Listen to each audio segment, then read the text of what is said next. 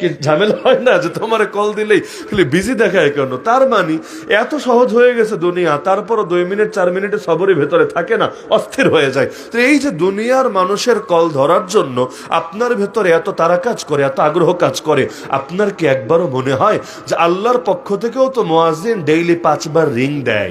এই যে মুয়াজ্জিন ডাকটা দেয়, ঘোষণাটা দেয়, মুয়াজ্জিন মানে ঘোষক, সে ঘোষণা দেয় নিজের পক্ষ থেকে না, ইমামের পক্ষ থেকে না, কমিটির পক্ষ থেকে না, এলাকাবাসীর পক্ষ থেকে না, সে আজানটা দেয়, ঘোষণাটা দেয় আল্লাহর পক্ষ থেকে, হাইয়া আলাস সালাহ হাইয়া আলাল ফালাহ। আরে চলে আসো নামাজে, চলে আসো সফলতার দিকে। কোথায় সফলতা খোঁজো? চাকরিতে সফলতা নাই, ব্যবসায় সফলতা নাই, রাজনীতিতে সফলতা নাই, ক্যাশে সফলতা নাই। সফলতা যদি পেতে চাও, সফলতা পাওয়ার জন্য ছুটে আসো আল্লাহর ঘরে, ছুটে আসো মসজিদের ভেতরে। এই যে প্রতিদিন রিং দেয়, আপনাকে অন্তত 5 বার রিসিভ করার আগ্রহ জাগে। আরে আজানের জবাব কি? ওই মুখ দিয়ে যে জবাব দেন, এই জবাব ছোট জবাব, আর আজান শুনে মসজিদে চলে আসে, এটা হলো বড় জবাব। যদি বড় জবাব না থাকে, ছোট জবাবের দাম থাকে না। তাহলে এই যে আজান দেয়, প্রতিদিন কল দেয় আপনাকে, কই রিসিভ তো করেন না। আচ্ছা রিসিভ করতে পারলেন না, বুঝলাম ঘুমের কারণে, কোনো জরুরতের কারণে, ব্যাক কেন করেন না? আপনি 5টার সময় মসজিদে এসে জামাত পড়তে পারেন না ফজর, ভালো কথা। তাহলে ঘুম ভাঙলো 7টায়, ঘুম ভাঙলো 8টায়, তখনও কেন কাজা করে নেন না? সিক্রেট কাউরে বইলো না। এভাবে বলতে বলতে মুহূর্তের মধ্যে ভাইরাল হবে। সবচাইতে বেশি নিউজ ভাইরাল করতে পারে মহিলারা। আপনারা পুরুষরা এত পারেন না, চায়ের দোকানে আড্ডা দিয়েও পারেন না, পারে মহিলারা। কিভাবে? আরে আপনি যে কেমন, এটা আপনি নিজে ঠিক মতো না জানলেও পাড়ার প্রায় অধিকাংশ মহিলার জানা আছে। কিভাবে? ওই যে বিকালবেলা যে তারা আড্ডা মারে, একজন আরেকজনের সাথে দেখা হলে ভাবি ও ভাবি, এই যে ভাবি ভাবি বলে যে আলাপটা করে, এখানে মোটামুটি স্বামী সম্পর্কে ছোটখাটো একটা ব্রিফিং দিয়ে বলে, খবরদার এটা কিন্তু কারো কাছে বইলো না, আমার স্বামীর ব্যাপার যেহেতু, এটা গোপন, এটা সিক্রেট রাখো। দেখা যাবে সে আবার আরো 10 জনকে বলে, আরে এটা কিন্তু আমাকে খুব বিশ্বাস করে বলেছে, তুমি বলবা না। এভাবে দেখা যায় মুহূর্তের মধ্যে এটা ভাইরাল হতে মোটেও আর বাকি থাকে না। তো যে কোনো ক্ষেত্রে নিষিদ্ধ জিনিসের প্রতি মানুষের ভেতরে একটু বেশি আগ্রহ থাকে। আল্লাহ তাআলা যা কিছু নিষেধ করে দিয়েছেন, দেখবেন এগুলো করতে একটু বেশি মজা লাগে। হাদিসের মধ্যেও আছে, জান্নাতকে ঢেকে দেওয়া হয়েছে কষ্টকর জিনিসের দ্বারা, আর জাহান্নামকে আবৃত করে দেওয়া হয়েছে মানুষের আকাঙ্ক্ষিত, মানুষের চাহিদাকৃত বস্তুর দ্বারা। অর্থাৎ যা কিছু মনে চায় এগুলো যদি কেউ করতে থাকে, ওই মনের পাগলা ঘোড়াই, লাগামহীন ঘোড়াই তাকে নিতে নিতে জাহান্নামে পৌঁছে দেবে। আর জান্নাতে যাওয়ার জন্য যা করতে হবে সবগুলোই প্রায় কষ্টকর। এগুলো যে কষ্টকর আল্লাহ কোরআনে বলে দিয়েছেন। যেমন আল্লাহ বলেন, বান্দা তোমরা তো নামাজ পড়বা, কিন্তু শোনো, ওয়া ইন্নাহা লাকাবীরাতুন ইল্লা আলাল খাশিঈন, এই নামাজ বড় কঠিন, বড় ভারী, বড় একটা জটিল বিধান, তবে তাদের জন্য না যারা আল্লাহর সামনে বিনয়ী হয়েছে, আল্লাহর সামনে নিজেদেরকে বিনীত করতে পেরেছে। আল্লাহ নামাজের কথা বলি, আল্লাহ আবার বলে দিচ্ছে নামাজটা কঠিন, সহজ না, তবে যার দিলে আল্লাহ আছে, আল্লাহর সামনে যে নিজেকে ছোট করেছে, আল্লাযীনা ইয়াযুন্নুনা আন্নাহুম মুলাকু রাব্বিহিম, যার দিলের মধ্যে এই বিশ্বাস আছে একদিন তাকে রবের সামনে দাঁড়াতে হবে, ওয়া আন্নাহুম ইলাইহি রাজিউন, একদিন রবের কাছে ফিরে যাবে, তার জন্য নামাজ বড় মজার। কিন্তু তারা ছাড়া অন্যদের জন্য নামাজটা কোনো সহজ ব্যাপার না। এই যে এলাকা, বিশাল এক এলাকা, হাজার হাজার মুসলমান আছে এখানে, এর মধ্যে কয়জন মানুষ ফজর নামাজ পড়ে? যারা পড়ে না, কেন পড়ে না? এজন্য তো পড়ে না যে ফজরের নামাজ পড়তে মজা আর ঘুমের মধ্যে কষ্ট, বরং উল্টাটা, ফজর নামাজে কষ্ট, ঘুমের মধ্যে মজা। এই যে নামাজে মজা পাচ্ছে না, নামাজের ভিন্নতাটাই মজা পাচ্ছে, অথচ সেও জানে ফজরের নামাজ পড়তে চাইলে তাকে কি করতে হবে। সে রাত ঘুমাতেই যায় রাত 2টায় 3টায়, ফজরের নামাজ কিভাবে পড়বে? অ্যালার্মই তো লাগায় না, ফজরের নামাজ কিভাবে পড়বে? আরে দরকার তো ছিল, যদি আসলেই নামাজ পড়তে চাইতো, মোবাইলে 2টা 4টে অ্যালার্ম লাগিয়ে মোবাইলটা বালিশের পাশে না রেখে একটু দূরে রেখে দিলেই তো চলতো। ওই মোবাইল বাজতো, তার ঘুম ভাঙতো, আর বালিশের পাশে যেহেতু নাই, চাইলেই বন্ধ করতে পারতো না, তাকে উঠতে হতোই হতো, অথবা নিজে উঠতে পারে না। কিন্তু এলাকার সব বেনামাজি এমন তো না, তার চাচাকে, তার দাদাকে, মুরব্বী যারা আছে বলে দিত যে আমাকে ডাইকা দিবেন, উঠতে না চাইলে জোরে জোরে আওয়াজ করবেন, প্রয়োজনে ধমক দিবেন, একভাবে না একভাবে তো ব্যবস্থা রাখতো। যেমন রমজানে সাহারিতে উঠতে চায়, তবুও মাঝে মাঝে 2-4 দিন কিন্তু সাহারি মিস হয়ে যায়, সবারই হয়। এমন হয় যে রমজানে 2-1 দিন না খেয়ে রোজা রাখা লাগে, জীবনে হয় না? প্রায় সবার হয়। নিয়মিত রোজাদারদেরও হয়। কেন হয়? এজন্য না যে সাহারি খাওয়ার ব্যাপারে তার অনিচ্ছা আছে, বরং এজন্য সব ঠিক থাকার পরও মিস হয়ে যেতে পারে। তো ফজরের নামাজ এমন না যে জীবনে কোনোদিনই কারো ছুটবে না, ছুটে যেতে পারে। এক হলো ছুটে যাওয়া, আর এক হলো ছেড়ে দেওয়া, দুইটা কিন্তু এক না। ছেড়ে দেওয়া মুনাফিকের আলামত, আর ছুটে যাওয়া এটা হলো বান্দা যে দুর্বল, এটার আলামত। যদি ছুটে যায়, তার অনিচ্ছা না থাকে, আর পরবর্তীতে ঘুম ভাঙার পরই সে আল্লাহর সামনে দাঁড়িয়ে নামাজ আদায় করে নেয়, আশা করা যায় এতটুকু অনিচ্ছাকৃত ভুলের জন্য কিয়ামতের দিন আল্লাহ তাকে আযাব দিবেন না, বরং এই দুর্বলতাকে আল্লাহ মাফ করে দিবেন। কারণ আল্লাহ জানিয়েছেন খুলিকাল ইনসানু যায়ীফা, মানুষকে সৃষ্টি করা হয়েছে দুর্বল হিসাবে। তা আল্লাহ তো জানে যে বান্দা আসলে কেমন, বান্দার ভেতরে যে বহুলাইন দুর্বলতা আছে, এটা যিনি সৃষ্টি করেন তার চাইতে কে ভালো জানেন। কিন্তু দুনিয়ার মধ্যে দেখি না আমরা। আপনি সাধারণত কল মিস করতে চান না, যাদের প্রচুর পরিমাণ ফোন আসে এদের কথা আলাদা। যেমন ধরেন আমাদের অধিকাংশ কলে মিস হয়, কারণ ডেইলি কত শত কত হাজার যে কল আসে হিসাব নাই। এত কল ধরা এটা রোবট ছাড়া কারো পক্ষে সম্ভব না। মানুষ দুইটা রাখলেও তারাও কুলে উঠতে পারে না, সম্ভব না। তো দেখা যায় মিস হয়। কিন্তু দেখবেন গ্রামের মুরব্বীরাও ওই চায়না মোবাইল ব্যবহার করে, 1200-1500 টাকা দাম, কিন্তু এমন রিংটোন লাগায়। মোবাইল দাম কম হলে কি হবে, ছোট মরিচে ঝাল বেশি, সাউন্ড মাশাআল্লাহ। আপনার আইফোনেও এত সাউন্ড নাই, আপনার স্যামসাংয়েও এত সাউন্ড নাই, এমন সাউন্ড, এবং ফুল ভলিউম দিয়ে রাখে। যখন রিংটোন বাজে, আর যদি শীতের দিন হয়, ফ্যানও চলে না, তেমন আওয়াজ টাওয়াজও নাই, আপনি ঘুমিয়ে আছেন, এর মধ্যে মুরব্বীর রিংটোন বেজে গেছে, মাঝে মাঝে এমন আতঙ্ক লাগে, ঘুম থেকে লাফিয়ে ওঠে, এমন ভাবে মনে হয় যেন ইসরাফিল আলাইহিস সালাম সিংহে ফু দিয়ে ফেলেছেন। তো এইরকম ভয়াবহ সাউন্ডে রিংটোন দেওয়ার দরকার কি? দরকার হলো এখানে তবু একটা কল মিস করা যাবে না।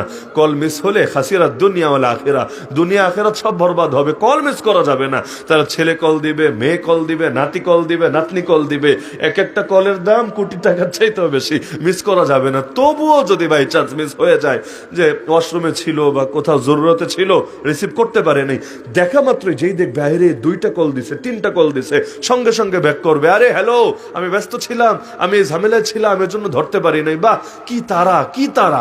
অথচ একসময় মানুষ 1 মাস অপেক্ষা করতো চিঠির জবাব পাওয়ার জন্য, সেখানে এখন ওই 2বার কল দিয়ে যদি লাইনে না পায়, অনেকের বউয়ের মেজাজ গরম হয়ে যায়। কি ব্যাপার, তোমার কল দিলে খালি বিজি দেখায় কেন, কাহিনীটা কি? ঝামেলা হয় না যে তোমার কল দিলেই খালি বিজি দেখায় কেন? তার মানে এত সহজ হয়ে গেছে দুনিয়া, তারপরও 2 মিনিট 4 মিনিটের সবরই ভেতরে থাকে না, অস্থির হয়ে যায়। তো এই যে দুনিয়ার মানুষের কল ধরার জন্য আপনার ভেতরে এত তারা কাজ করে, এত আগ্রহ কাজ করে, আপনার কি একবারও মনে হয় যে আল্লাহর পক্ষ থেকেও তো মুয়াজ্জিন ডেইলি 5 বার রিং দেয়? এই যে মুয়াজ্জিন ডাকটা দেয়, ঘোষণাটা দেয়, মুয়াজ্জিন মানে ঘোষক, সে ঘোষণা দেয় নিজের পক্ষ থেকে না, ইমামের পক্ষ থেকে না, কমিটির পক্ষ থেকে না, এলাকাবাসীর পক্ষ থেকে না, সে আজানটা দেয়, ঘোষণাটা দেয় আল্লাহর পক্ষ থেকে, হাইয়া আলাস সালাহ, হাইয়া আলাল ফালাহ। আরে চলে আসো নামাজে, চলে আসো সফলতার দিকে। কোথায় সফলতা খোঁজো? চাকরিতে সফলতা নাই, ব্যবসায় সফলতা নাই, রাজনীতিতে সফলতা নাই, ক্যাশে সফলতা নাই।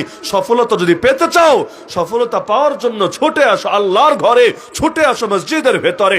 এই যে প্রতিদিন রিং দেয়, আপনাকে অন্তত 5 বার রিসিভ করার আগ্রহ জাগে। আরে আজানের জবাব কি? ওই মুখ দিয়ে যে জবাব দেন, এই জবাব ছোট জবাব। আর আজান শুনে মসজিদে চলে আসে, এটা হলো বড় জবাব। যদি বড় জবাব না থাকে, ছোট জবাবের দাম থাকে না।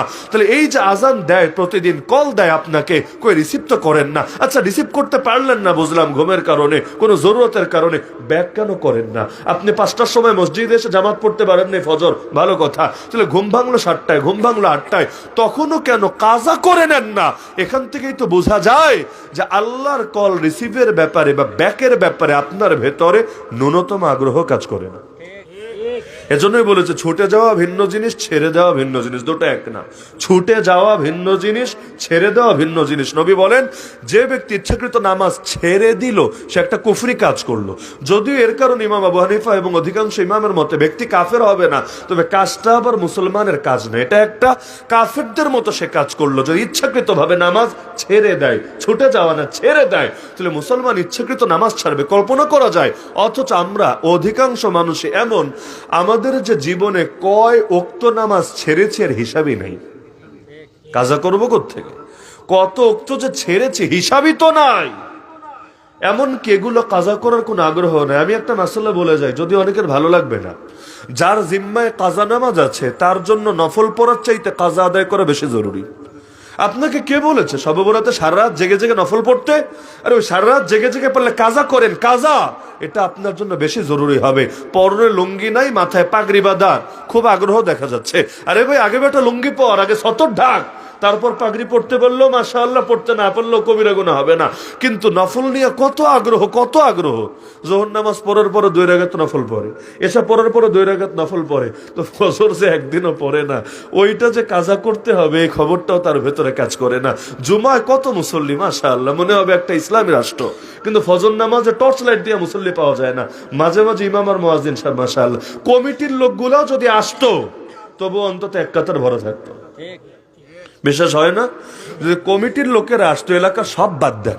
আরে মসজিদের কমিটি কারা হবেন? আউলিয়া হুইল্লাল মুত্তাকুন। মসজিদের কমিটি হবে যাদের দিলে আল্লাহর ভয় আছে। ইন্নামা ইয়ামুরু মাসাজিদ আল্লাহ, আল্লাহর ঘর আবাদ করবে কারা? মান আমানা বিল্লাহি ওয়াল ইয়াউমিল আখির ওয়া আকামাস সালাত ওয়া আতাজ যাকাত ওয়া লাম ইয়াখশা ইল্লাল্লাহ। যারা আল্লাহ এবং শেষ দিবসের উপর ঈমান রাখে, নামাজ কায়েম করে, যাকাত আদায় করে এবং আল্লাহ ছাড়া দ্বিতীয় কাউকে ভয় করে না, তো যে নিজেই নামাজ কায়েম করে না, ও মসজিদের কমিটি হয় কিভাবে? ওর কি লজ্জা শরম লাগে না? নাকি মসজিদের কমিটির কাজ খালি ইমামরে শাসানো, মসজিদের কমিটির কাজ খালি খতিবরে ঘাড়ানো, মসজিদের কমিটির কাজ খালি মুয়াজ্জিনটা চাপের উপর রাখা? জুমার দিন তো মাস্তানের অভাব থাকে না, আরে খালি এই ভুল সেই ভুল সেই ভুল, আরে খালি ধরতেই থাকে, কিন্তু একটাও যে ফজরের নামাজ পড়ে না কোনো খবর আছে?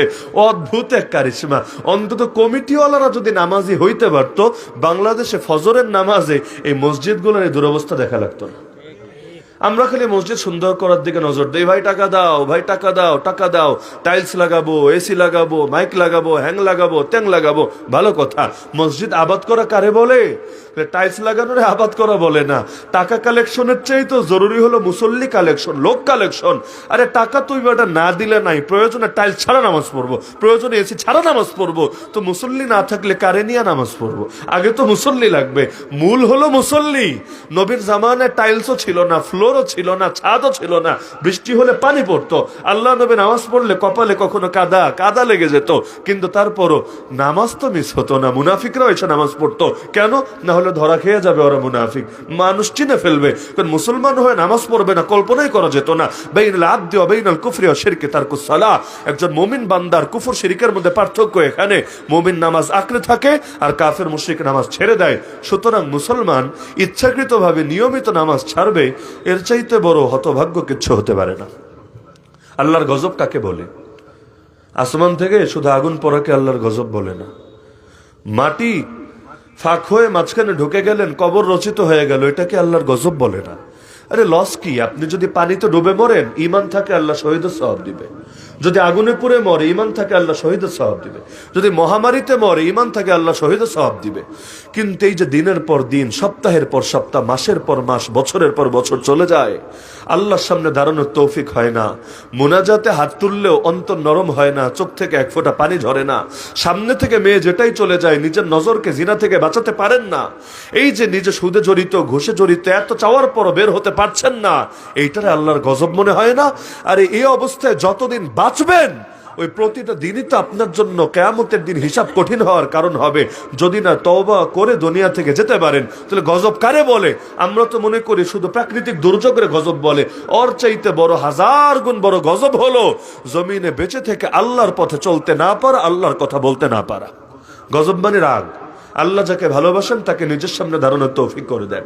লা হাওলা ওয়ালা কুওয়াতা ইল্লা বিল্লাহ। আল্লাহর তৌফিক ছাড়া না কোনো গুনাহ ছাড়া যায়, না কোনো নেক আমল করা যায়। যত নেক আমল করি আল্লাহর তৌফিকেই করি, যত গুনাহ থেকে বাঁচি আল্লাহর তৌফিকেও বাঁচি। আপনি যদি গুনাহ থেকে বাঁচতে না পারেন আর আপনি যদি নেক আমল করতে না পারেন, বুঝে নেবেন তৌফিক নাই। এটা ভাবার কারণ নাই যে করতে পারি নাই, বরঞ্চ আপনাকে সুযোগ দেওয়া হয় নাই। কারণ আল্লাহ সবাইরে সুযোগ দেয় না। প্রধানমন্ত্রী তার সঙ্গে সবাইকে সাক্ষাৎ করতে দেয় না। আরে আল্লাহ আপনাকে দুনিয়ায় মেরাজের সুযোগ দেন নাই, আপনাকে তার সামনে দণ্ডায়মান হওয়ার, তার উদ্দেশ্যে সেজদায় লুটিয়ে পড়ার সুযোগ দেন নাই। এজন্য তো আফসোস করা দরকার, আল্লাহ কতজনকে দিলেন, আমাকে কেন দিলেন না? তবে কি আল্লাহ আমাকে ঘৃণা করেন? আল্লাহকে আমার উপর রাগান্বিত হয়েছেন? ভাবা দরকার ছিল কি, আর আমরা ভাবি কি? আল্লাহর পথে 2 পয়সা দিলে মনে হয় না আল্লাহর উপর খুব দয়া করে ফেলেছি? অথচ মনে করা দরকার ছিল আল্লাহ আমাকে কবুল করেছেন, আল্লাহ আমার উপর দয়া করেছেন, যে আমাকে একটু শরীক থাকার সুযোগ দিয়েছেন। কিন্তু আমাদের কি মনে হয়? আমরা কি জানি করে ফেলেছি। কত মানুষ আছে দেখা যায় ইবাদত করে করে আর অহংকারী হতে থাকে। 3 চিল্লা দিয়ে এসেছে, এখন ইমাম গনে না, খতিব গনে না, মুতামিম গনে না। আরে আলেম কি, হুজুর কি, এদের কি দরকার আছে? আমরাই তো এদের চাইতে বেশি জানি। আর ইমাম তো গাছতে যায় না, ইমাম তো মাসে 3 দিন লাগায় না, ইমাম তো চিল্লায় যায় না। বাহ বাহ, এখন ইমামের ভুল তার নজরে পড়তে শুরু করেছে, অথচ সে এখন ইমামের ছাত্র হওয়ার যোগ্য হতে পারে নাই, সে এখনো নার্স রয়ে গেছে। তো নার্স যদি ডাক্তারের ভুল ধরে, বিষয়টা কেমন হবে? নার্স, তুমি ভাই 5 বছর নার্সিং সেবা দিলেও নার্সই থাকবা, ডাক্তার তো হবা না। তো তুমি দিনের কিছু মেহনত করেছো, তো কি হয়েছে? তাই বলে নবীর ওয়ারিসের চাইতে বড় হয়ে গেল? কেউ তাহাজ্জুদ পড়ে যদি এমন হয় যে এখন তার চোখে তারই জামানা শ্রেষ্ঠ ওলি মনে হতে থাকে, আর বাকি সবাই মোটামুটি জাহান্নামী টাইপের মনে হতে থাকে, তাহলে মনে করতে হবে যে আল্লাহ তাআলা ভালোবাসে না, বরং চরে ছাড় দিয়ে রেখেছে। আল্লাহ কাউকে দেয় ভালোবেসে, কাউকে দেয় ছাড় হিসাবে। কারণ যে ব্যক্তি পাপী কিন্তু বিনয়ী, একদিন তওবা নসিব হয়ে আল্লাহর ওলি হয়ে মরতে পারে। আর যে ইবাদতকারী কিন্তু অহংকারী, একসময় আল্লাহর পথ থেকে বিচ্যুত হয়ে বেঈমান হয়েও যাওয়ার আশঙ্কা আছে। তাহলে সবরের 1 নম্বর কথাই হলো গুনাহ থেকে বাঁচতে হবে। যদিও গুনাহ করা মজা, গুনাহ ছাড়া কষ্টের। গুনাহ করা মজা, গুনাহ ছাড়া কষ্টের। যারা বিড়ি সিগারেট খান, চাইলে ছাড়তে পারে না, পাগলের মতো হয়ে যায়। যারা মাদকে অভ্যস্ত, ওই যে বিভিন্ন এখন কত কিছু বের হয়েছে, এদের জন্য আলাদা পুনর্বাসন কেন্দ্র, এই কেন্দ্র সেই কেন্দ্র, এগুলোতে নিয়ে ট্রিটমেন্ট দেওয়ার পরও দেখা যায় অনেকে ছাড়তে পারে না।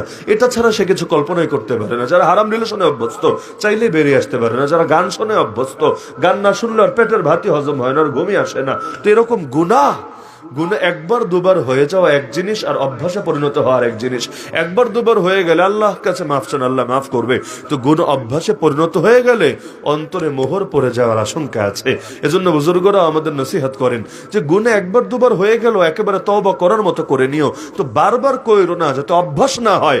কারণ একবার যদি গুনাহ অভ্যাসে পরিণত হয়, অনেক সময় তওবার তৌফিকে নসিব থেকে উঠে যায়। এজন্য গুনাহ ছাড়া এত সহজ না। যারা সবসময় দাড়ি শেভ করে অভ্যস্ত, হঠাৎ করে দাড়ি রাখতে পারে না, তার কাছে আনইজি লাগে।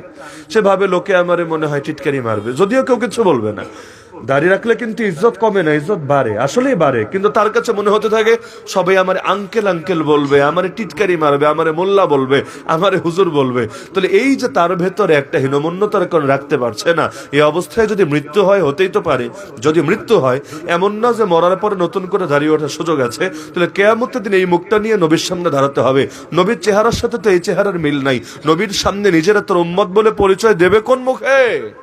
পরিচয় দেওয়ার একটা মুখ তো থাকার দরকার আছে, ওই মুখটাই তো নাই, মিলই তো নাই। তাহলে অন্তত কিয়ামতের দিন যাতে নিজের নবীর সামনে হাজির করতে পারি, নবীর কাছে সুপারিশের জন্য রিকোয়েস্ট করতে পারি, হাউজে কাউসারের পানি পান করতে পারি, এতটুকু পথ অন্তত খোলা রাখা দরকার। তাহলে সুতরাং যত গুনাহ আছে, করা মজা, ছাড়া কষ্ট, কিন্তু চেষ্টা করেন গুনাহগুলোকে ছেড়ে দেওয়া, নাহলে কোশ্চেন কালেও সবর আপনার দ্বারা হবে না। তাহলে সবরের আমল করতে চাইলে গুনাহ করতে হবে না গুনাহ ছাড়তে হবে? আরে ভাই, করতে হবে না ছাড়তে হবে? তো যাদের বাসায় টেলিভিশন আছে তাদের কি করতে হবে? টেলিভিশন বিক্রি করলেও হবে না, বিক্রি করলেও গুনাহ হবে। কেন? যার কাছে বেচবেন সে যত মহান নেক আমল করবে, এটাতে আপনারও একটা অংশগ্রহণ আছে, কারণ আপনি তো এই ক্ষেত্রে তার শরীক আছেন। ওই বিড়ি সিগারেট খাওয়া যেমন, বেচাও তো এমন। কারণ আপনি বেচতে পারছেন, এটা নেওয়ার পরে কি করবে না করবে এটা তো আর আপনার ভালো জানা আছে। এমন না যে এটা নিয়ে তারা মহান নেক আমল করবে, এটা নিয়ে তারা গুনাহ করবে, ওই গুনাহে আপনিও শরীক আছেন। তাহলে গুনাহের জিনিস বেচাও তো সমস্যা। তাহলে আপনি টেলিভিশন থেকে যদি গুনাহ থেকে নিজেকে বাঁচাতে চান, অবশ্যই করণীয় হলো টেলিভিশনটা ভেঙে চূর্ণ বিচূর্ণ করতে হবে। এই ব্যাখ্যা দিয়ে লাভ নেই, হুজুর বয়ান দেখবো, এই ব্যাখ্যা দিয়ে লাভ নাই, হুজুর এটার মধ্যে ভালো কিছু দেখবো। হ্যাঁ, ওটা যদি স্মার্ট টিভি হয় এবং সেখানে বাস্তবেই যদি সে ভালো কিছু দেখে, ফলো করে, এখন তো অনেক টিভি আছে, ইন্টারনেট চলে, এবং ওই মোবাইলে যেমন ইউটিউবে ঢুকে শোনা যায়, তেলাওয়াত শোনা যায়, এগুলোই শোনে, তাহলে ঠিক আছে, পূর্ণ কন্ট্রোলের সাথে শুনতে পারলে আলহামদুলিল্লাহ। তো যদি এমন হয় যে আপনি ওয়াজি দেখেন কিন্তু আপনার বাচ্চা ওইটা দেখে আর আপনার বই ওইটা দেখে, অবস্থা যদি এরকম হয়, তাহলে ওয়াজ শোনার জন্য এটা রাখা জায়েজ হবে না, এটাকে ভেঙে চূর্ণ বিচূর্ণ করে দিতে হবে। চেষ্টা করবেন গুনাহের দরজাই বন্ধ করে দেওয়ার, কারণ আমরা দুর্বল তো। গুনাহের দরজা দিয়ে ঢুকবেন আর গুনাহ করবেন না, এটা আমাদের দ্বারা সম্ভব না। যুবক ভাইদেরকে বলি, আল্লাহর ওয়াস্তে বিছানা যাওয়ার সময় মোবাইল নিয়ে যাবেন না। ইনশাআল্লাহ জান্নাতে যাওয়া সহজ হবে, কিয়ামতের দিন হিসাবটা সহজ হবে। এই এক মোবাইলে অনেকের জান্নাতের দরজা বন্ধ করে ছাড়বে, এক মোবাইল। অন্তত বিছানায় যাওয়ার আগে মোবাইলটা নেওয়া থেকে যদি নিজেকে বাঁচাতে পারেন, যতই প্রয়োজন মনে হোক, যে একটা মেসেজ আসে কিনা, হোয়াটসঅ্যাপে একটা বার্তা আসে কিনা, একটু নোটিফিকেশন চেক দেওয়া লাগে কিনা, না কিচ্ছু দরকার নাই। যে রাত্রে উঠে ঘড়ি দেখবো, আরে ঘড়ি দেখার জন্য প্রয়োজনে ঘড়ি একটা কিনে লাগায় দেন, যেই ঘড়ি রাতে অন্ধকারেও দেখা যায়, লাগায় দেন, তবুও নিয়েন না। স্বাস্থ্যগত ক্ষতিও আছে, ওইটা বাদই দিলাম, কিন্তু আপনার ইমানই হুমকির মুখে পড়বে। দেখবেন ঢুকেছেন 2 মিনিট শুধু মেসেজ চেক দিতে, কোন ফাঁকে 2 ঘন্টা চলে গেছে আপনার খবরই নেই। তাহলে সুতরাং বিছানায় পর্যাপ্ত ঘুমের চাপ না আসলে যায়ের না। অলস মস্তিষ্ক শয়তানের কারখানা, আড্ডাখানা। ওই বিছানায় ঘুমের চাপ নেই, তাও গিয়ে বসে আছেন, কি হবে? বৈশা বৈশা শুয়ে শুয়ে তার আল্লাহর জিকির আজকার করবেন না? ওইটা করতে পারলে আলহামদুলিল্লাহ, কিন্তু ওইটা তো আর হয় না। তাহলে কি করবেন? আগডুম বাগডুম ঘোরাডুম চিন্তা করতে থাকবেন, ওই চিন্তার ভেতর দিয়ে ওয়াসওয়াসা আসবে, বিভিন্ন গুনাহের খেয়াল আসতে থাকবে। তাহলে অতিরিক্ত আগে যাওয়ার দরকার কি? ঘুমের চাপ দিয়ে বিছানায় যান, মোবাইলটা নিয়ে যায় না, মোবাইলটা দূরে রেখে যান, ইনশাআল্লাহ দেখবেন জান্নাতে যাওয়াটা সহজ হবে। কারো যদি বাথরুমেও মোবাইল ব্যবহারের অভ্যাস থাকে, এই মহান অভ্যাস এই যুগে অনেকের আছে, স্বাভাবিক ব্যাপার। মানে বাথরুমে এখন তো অনেকে বাথরুমে এসিও লাগায়, দেখেন নাই? বাথরুমে এসিও লাগায়, কারণ বাথরুমে যাতে লম্বা থেকে লম্বা টাইম সেখানে সময় কাটানো যায়। এই বাথরুমে প্রয়োজনের বেশি সময় যদি কেউ থাকে, দিনকে দিন ওর ভেতরেও খারাপ দোষ ঢুকতে থাকবেই থাকবে। বাথরুমের ব্যাপারে অনেক সতর্কতা আছে। যেমন আল্লাহ রাসূল বলেছেন যে যেই জায়গা গোসলের জায়গা সেখানে পেশাব করবা না, না হলে ধীরে ধীরে ওয়াসওয়াসা আসবে দিলে। কারণ যেখানে গোসল করবেন ওই জায়গায় যদি পেশাব করে, এখন পুকুরে নেমে তো অনেকেই করে, কি বা করার আছে? তো এখন যেইখানে আপনার পানিগুলো আবদ্ধ থাকে, এখানে যদি আপনি পেশাব করেন, যে আলাদা পেশাবের জায়গা নাই, তাহলে কি হবে? ধীরে ধীরে ভেতরে ওয়াসওয়াসা আসবে। কেন? উপর থেকে যখন পানিগুলো পড়বে, ওই কিছু কিছু ফোঁটা তো শরীরে আসবে, 2 দিন পর ভেতরে ওয়াসওয়াসা আসবে, কিরে আমার কি শরীর পাক নাকি নাপাক? কারণ নাপাক লাগলো কিনা শরীরে। অনেকে ওয়াসওয়াসার রোগী হয়ে যায়, দেখবেন উজু করতে নামলে 10 মিনিটে উজু শেষ হয় না, ওর মনে হয় একটু মনে হয় বাকি রয়ে গেছে। 2 বার 3 বার 10 বার 20 বার ধোয়ার পরও ওর ক্লিয়ার হয় না। উজু করতে নামলে মোটামুটি গোসল হয়ে যায়। এই ওয়াসওয়াসা যদি একবার কাউরে ধরে, সর্বনাশ সর্বনাশ। ইমানের ব্যাপারে ওয়াসওয়াসা ঢোকে, অনেকে নামাজের ব্যাপারে ওয়াসওয়াসা ঢোকে। সারাদিন ঠিক নামাজে দাঁড়ালেই মনে হয় একটু বের হয়ে গেছে, একটু বের হয়ে গেছে, পরে নামাজে পড়তে পারে না। এই ওয়াসওয়াসার রোগ থেকে বাঁচাটাও বড় জরুরি জিনিস। তো বলছিলাম যে গুনাহ তো করব না, গুনাহের দরজায় ইনশাআল্লাহ খোলা রাখবো না। কারো যদি স্মার্টফোন ডাকলে সমস্যা হয়, বাদ দেন। ওই জরুরি কাজ যদি থাকে, প্রয়োজন ল্যাপটপ একটা কিনে ওই ডাইনিং স্পেসে বসায় রাখেন, যেখানে টিপলে সবাই দেখে, মানে ফ্যামিলির সবার নজরে থাকে। অথবা সিসি ক্যামেরাটা পেছনে আছে ওই রকম জায়গায় যে এটা বাপে অথবা অন্য লোকেরা জেনে ফেলবে, ওইটা ওই কম্পিউটার দিয়ে সেরে ফেলেন, আলাদা স্মার্টফোন রাখেনি না। কারণ আপনার কোন জায়গায় দুর্বলতা এটা আপনি ভালো জানেন, এটা আমি জানি না, আপনি ভালো জানেন। যার যেখানে দুর্বলতার জায়গায় বন্ধ করেন, ইনশাআল্লাহ অন্তত কিয়ামতের হিসাব নিকাশটা সহজ হবে, অন্তত জাহান্নাম থেকে দূরে থেকে জান্নাতে যাওয়াটা সহজ হবে। 1 নম্বর সবর, গুনাহ থেকে বাঁচতে হবেই হবে। রাজি আছেন তো ইনশাআল্লাহ? এই যে আজকে কোন রাত জানি? 31st নাইট না? 31 না আজকে? 31 ডিসেম্বর, 31 নাইট, 31st নাইট যেটাই বলেন। এই যে আজকে মহান নেকামল হবে বাংলাদেশে, অনেক আতশবাজি থেকে শুরু করে কত কিছু, কি পরিমাণ পাখির যে ক্ষতি করবে। নিজেরা তো ভালো থাকতে পারে না, এখন পাখিদেরও ভালো রাখবে না। হাজার হাজার পাখি মেরে ফেলে এক রাতে, শুধুমাত্র আতশবাজি বোমাবাজি এগুলোর দ্বারা। আজকের রাতে, এক রাতে যেই পরিমাণ পাপ হবে, এর জন্য যদি আগামীকাল সকাল হওয়ার আগে আল্লাহ গজব দিয়ে আমাদের সবাইকে মেরে ফেলে, মোটেও বেইনসাফি হবে না, 100% হাতের কামাই হবে। শুধু এক রাতে এ বাঙালি এই 31 ডিসেম্বর রাতে, 14 ফেব্রুয়ারি দিনে, আরো বিভিন্ন কিছু দিন আছে, এগুলোর মধ্যে এক দিনে এই পরিমাণ নিকৃষ্ট কাজ করে। আল্লাহর বড় দয়া, বড় মায়া যে এরপর আল্লাহ আমাদেরকে বাকি রেখেছেন। হলে এক দিনের আযাবে যদি আমাদেরকে দেওয়া হতো জাতিগতভাবে, দুনিয়া আমাদের নাম নিশানাও বাকি থাকার কথা না। অতীতে এক কবিরা গুনাহের কারণে এক জাতি শেষ, আর আমরা সব কবিরা গুনাহ করার পর এখনো বেঁচে আছি। যশোরে পত্রিকায় দেখলাম, যশোরে 12টা ছেলে যারা স্টুডেন্ট এখনো, ওদের এইডস হয়েছে। এইডস কেন এইডস হয়েছে? 12 জনের 12 জনই সমকামী। এই 12টা ছেলে, যদি এগুলো মেইন স্ট্রিম মিডিয়া অত হাইলাইটে আনে না, প্রথম আলো, ডেইলি স্টারে কোনো রিপোর্ট আছে? আরো যত মূল টিভি আছে, এগুলোতে এগুলো নিয়ে কোনো সংবাদ আছে? নাই। কেন? ওরা ব্যস্ত থাকবে রাসেলস ভাইপার নিয়ে, ওরা ব্যস্ত থাকবে এরকম হাবিজাবি বিভিন্ন হাইপ ক্রিয়েট করা নিয়ে। কেন? কারণ ওইগুলারে যদি সামনে আনতে পারে, এতে ওদের লাভ আছে। রাসেলস ভাইপার নিয়ে এখন কিন্তু কোনো আলোচনা নাই, কোনো টেলিভিশনে, কোনো পত্রপত্রিকায়। কেন? বড় ভাইপার যখন বিদায় হয়েছে, ছোট ভাইপারকে লোকে এমনি ভুলে গেছে।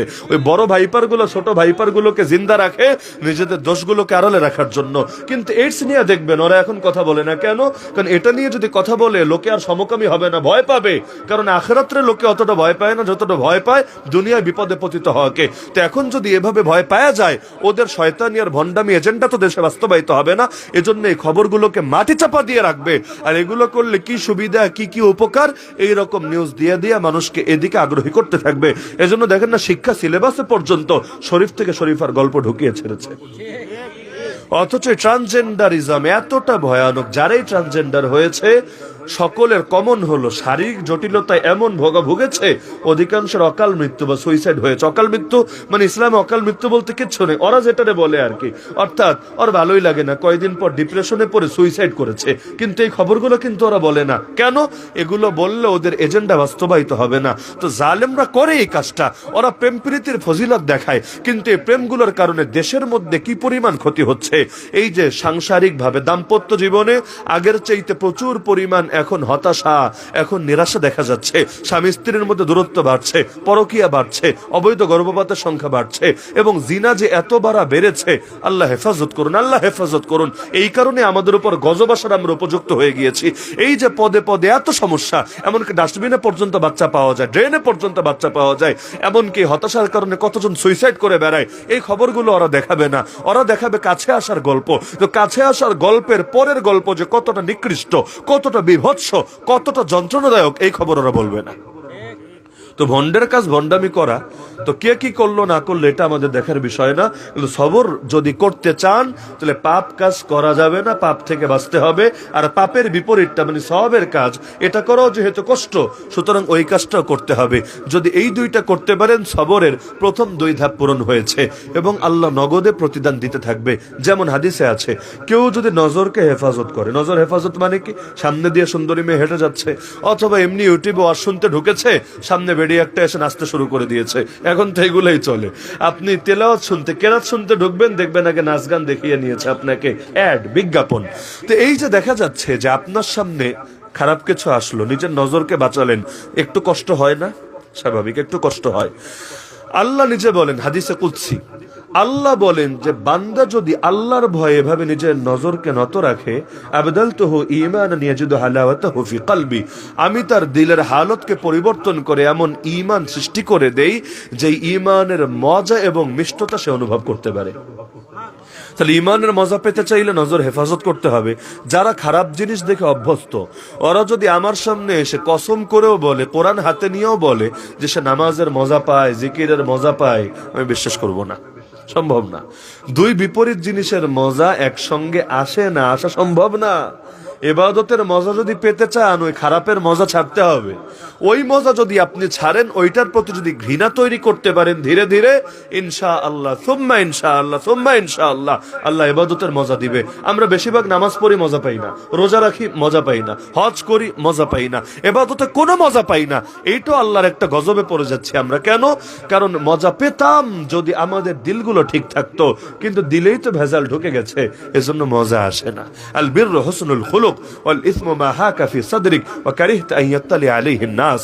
নবী বলে, গুনাহকারে বলে, উম্মত জানো গুনাহ হলো ওই জিনিস যার মধ্যে 2টা গুণ আছে, 2টা গুণ। 1 নম্বর গুণ হলো এটা নিয়ে অন্তরে খটকা কাজ করে, দ্বিধা কাজ করে। দেখবেন গুনাহের কাজগুলোই কিন্তু এমন, ভেতরে কেমন কেমন জানি লাগতে থাকে। আর 2 নম্বর হলো তুমি যেটার ব্যাপারে অপছন্দ করো মানুষ জেনে যাক, এইটাই গুনাহ। দেখবেন সবগুলো গুনাহ এমন, আপনি এটা চান না আপনার বাপ জেনে যাক, মা জেনে যাক, 3 বছরের বাচ্চা জেনে যাক। 3 বছরের বাচ্চা আপনার দিকে তাকায় থাকলে পর্নোগ্রাফি দেখতে পারবেন না, কিন্তু আল্লাহ যে আপনাকে অল টাইম দেখে এটা আপনার খবরে থাকে না। এই গুনাহের সমস্যা এখানে, আল্লাহর থেকে ডিসকানেক্ট করে দেয়। আর আল্লাহর থেকে একবার ডিসকানেক্টেড হয়ে গেলে বান্দার মুক্তির আর উপায় থাকে না। তাহলে সবর করতে চাইলে এই 2টা গুণ হাসিল করা লাগবেই লাগবে। গুনাহ ছাড়ার অভ্যাস করতে হবে, নেক আমল করার অভ্যাস করতে হবে। হ্যাঁ, বান্দা হিসাবে গুনাহ হয়ে যেতে পারে, এক হলো করা আর এক হলো কদাচিৎ হয়ে যাওয়া। যদি এমন হয়ে যায় আপনি আসলে ঈমানদার হন, কোরআন বলে দিয়েছে গুনাহ করা মাত্রই আল্লাহর কথা মনে পড়বে, আল্লাহর কাছে খাটি দিলে তওবা করে নিবে। তার মানে গুনার পরে তওবা দেরি করবে না, তওবা দেরি করা আরো বড় গুনাহ। গুনাহ করা যেমন গুনাহ, গুনাহের পর তওবা বিলম্বিত করা ধীরে ধীরে অন্তরে মোহর পড়ে যাওয়ার কারণ। যদি নিয়মিত তওবা করতে পারে না, নবী যদি আল্লাহর কাছে দৈনিক 100 বার তওবা করতে পারে, আপনি কে? আপনার তো কয়েক কোটিবার তওবা করা দরকার। নবী মাসুম নবী, যেই নবীর কোনো পাপ নাই, যেই নবীর জান্নাত কনফার্ম, যেই নবীর অতীতের পূর্বের এবং পরে সব মাফ, পাপ নাই তাও মাফ, ওই নবী যদি ডেইলি 100+ তওবা করতে পারে আল্লাহর কাছে, তাহলে আমার কয়বার করা দরকার? চিন্তা করেন, কয়বার করা দরকার? কয়বার করি? সকাল সন্ধ্যার জিকির বা তওবা তো করি না, ইস্তেগফারও তো করি না। এমনকি নামাজের মধ্যে যে ইস্তেগফার আছে ওইটা তো বুঝিই না। আল্লাহুম্মা ইন্নী যালামতু নাফসি যুলমান কাসীরা, ইস্তেগফার তওবা, কিন্তু এর অর্থই তো বুঝি না। এগুলো তো মুখ থেকে বের হয়, বুক থেকে বের হয় না। তওবা কিন্তু মুখ থেকে বের হলে হয় না, বুক থেকে বের হতে হয়। ভেতরে ইমোশন নাই, আবেগ নাই, বিনয় নম্রতা নাই, আল্লাহর কাছে অপরাধ বোধের কারণে ক্ষমা চাওয়ার মানসিকতা নাই, মন্ত্রের মতো খালি পড়ে দিলেন, এটা তওবা বলে না। লা ইয়াকবালুল্লাহু দুআ কলবিন গাফিলিন লাহিন, আল্লাহ উদাসীন দিলের দোয়া কবুল করে না। দিল হাজির থাকা লাগে, তাহলে দোয়ার দাম আছে। আর দিল হাজির নাই, খালি জিলাপির লোভে, পয়সার লোভে শুধু হাত তুলেছে, এটার দ্বারা কোনো কাজ হয় না, কোনো কাজ হয় না। আগে দিল ঠিক থাকা লাগে, তাহলে হাত ওঠানোর দাম আছে। আর দিলের মধ্যে কিচ্ছু নাই, শুধুমাত্র হাত উঠিয়েছে, ওইটা জাস্ট একটা বাহ্যিক সাদৃশ্য হয়েছে, আর কিছু হয় নাই। তাহলে এই দুই কাজ যদি করতে পারেন, এরপর তৃতীয় ধাপ হলো, এই হকের পথে চলতে গেলে বিপদ আসবে, মিস নেই। হকের পথে চলবেন কিন্তু বিপদে পড়বেন না, এটা নবীদের ক্ষেত্রেই হয়নি, আপনার ক্ষেত্রে কিভাবে হবে? সর্বযুগে সবচাইতে পাক্কা ইমানদারের নাম তো মুহাম্মদুর রাসূলুল্লাহ সাল্লাল্লাহু আলাইহি ওয়াসাল্লাম। তার চাইতে বড় হুজুর দুনিয়াতে কেউ ছিল না, কোনোদিন কেউ হবেও না। তিনি বলেন, আল্লাহর পথে আমাকে সবচাইতে বেশি কষ্ট দেওয়া হয়েছে, যত বেশি কষ্ট কোনোদিনও কাউকে দেওয়া হয়নি। উযিতু ফিল্লাহি মা লাম ইউযাহাদ।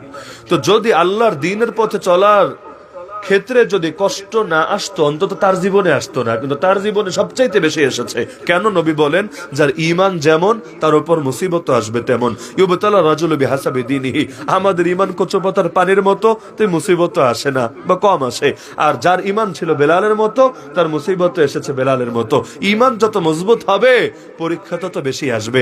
এজন্য আলেম ওলামা জেলে গেলে আর আমজনতা বাইরে থাকলে এটা ভাবার কারণ নাই, আমজনতার ঈমানে পাওয়ার বেশি আর আলেম ওলামার ঈমান ভেজাল বেশি, এজন্য গুনাহের শিকার না রে ভাই। বরঞ্চ এটাই আল্লাহর ভালোবাসার প্রমাণ। কারণ হাদিসে আছে, আল্লাহ যখন কোন জাতিকে ভালোবাসে, তাদেরকে বিপদ দিয়ে পরীক্ষা করে। এজন্য দুনিয়া মুমিনের জেলখানা, কাফেরের জেলখানা না, কাফেরের স্বর্গ, কাফেরের জান্নাত। তো মুসিবতে পড়া খারাপ কিছু না, মুসিবতে পড়েও আল্লাহকে ভুলে না যাওয়া, বরং আল্লাহকে স্মরণে রাখা, এইটাই বান্দার জন্য সবচাইতে কল্যাণকর। জীবনে কিছু বিপদ থাকা ভালো। কেন জানেন? যতদিন বিপদ থাকে আল্লাহর সঙ্গে সম্পর্কটা ভালো থাকে।